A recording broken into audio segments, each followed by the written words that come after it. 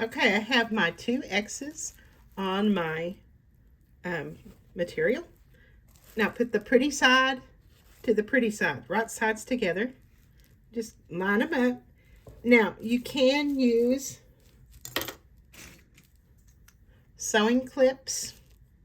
They're just like little clothespins, but they're made for sewing, and you can clip it together to keep it from shifting on you.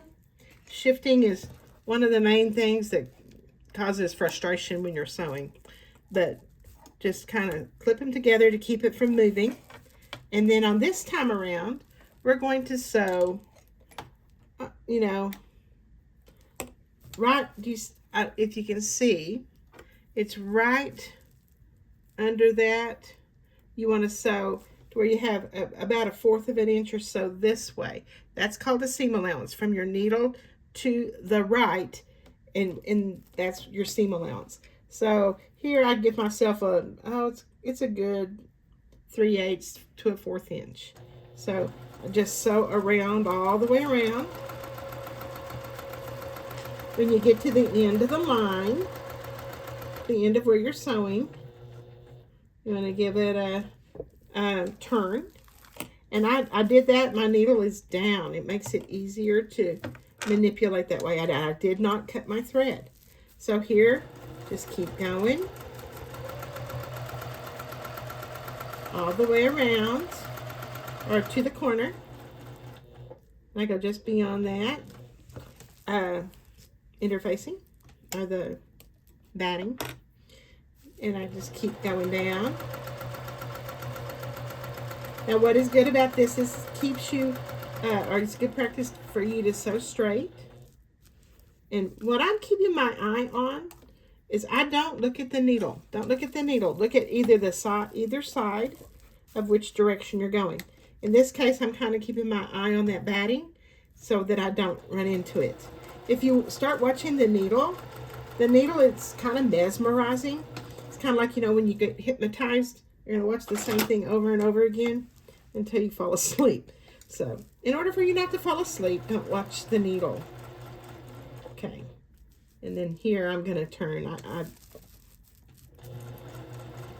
There. And I cut my thread. Now my machine does have a thread cutter on it, and I do like to use that. Now, can you see here? I'm going to cut an angle off right there.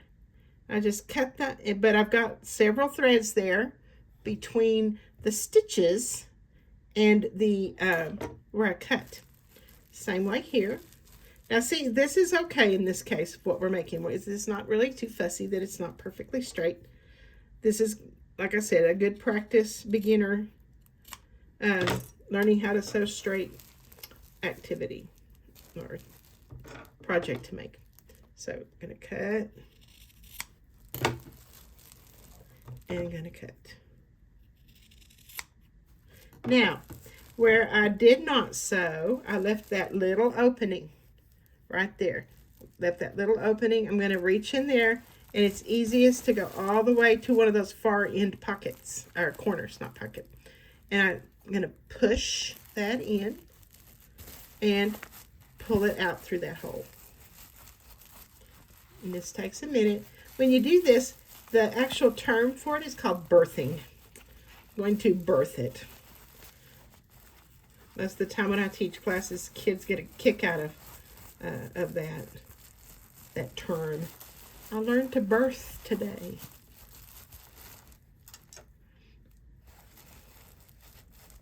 Okay, now I got a little turner here, and you can use your finger. You can use a chopstick. Actually, chopsticks make real good sewing tools.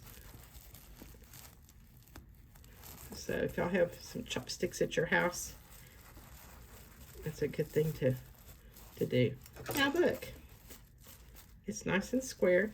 Now, do you see where that's poking through there? I'm just going to tuck that in. See, nice and flat. And I'm going to put it back, throw that away. I'm going to put it back under my needle. And here, I came unthreaded. All machines thread differently. So just kind of know how your machine threads. And that is a lot of times what happens, they come unthreaded.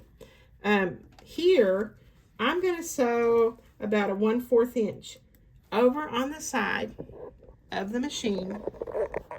You have these marks here.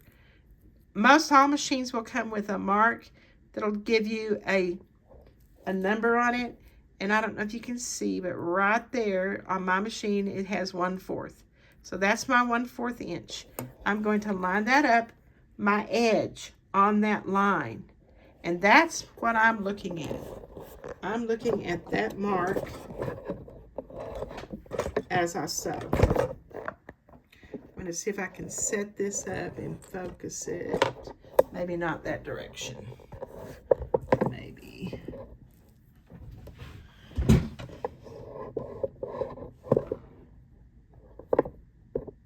Maybe there. I don't know if you can see, but what I'm going to do is I'm going to mark right here. I'm going to just follow that line on that 1/4 line, and I'm going to go all the way around.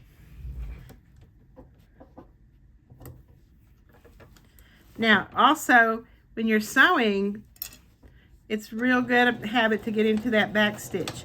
Now, I did not do it on the inside because we're going to sew over these things again. So you go all the way around. There again, when you get to the corner, just give it a little stop. Kind of line up that 1/4 inch on this side and keep going around.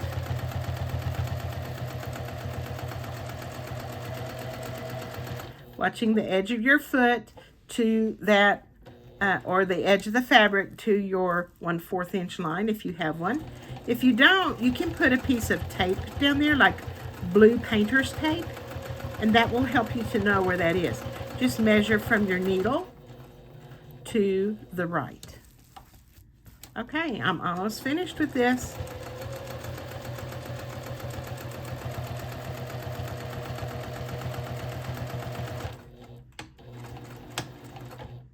Give it a cut, and there it is. You're finished. You're finished potholder. If you want to, go back again, and you can sew from top to bottom, side to side through that X, and just to give you a little bit more, learning how to sew straight. And there you got you a potholder.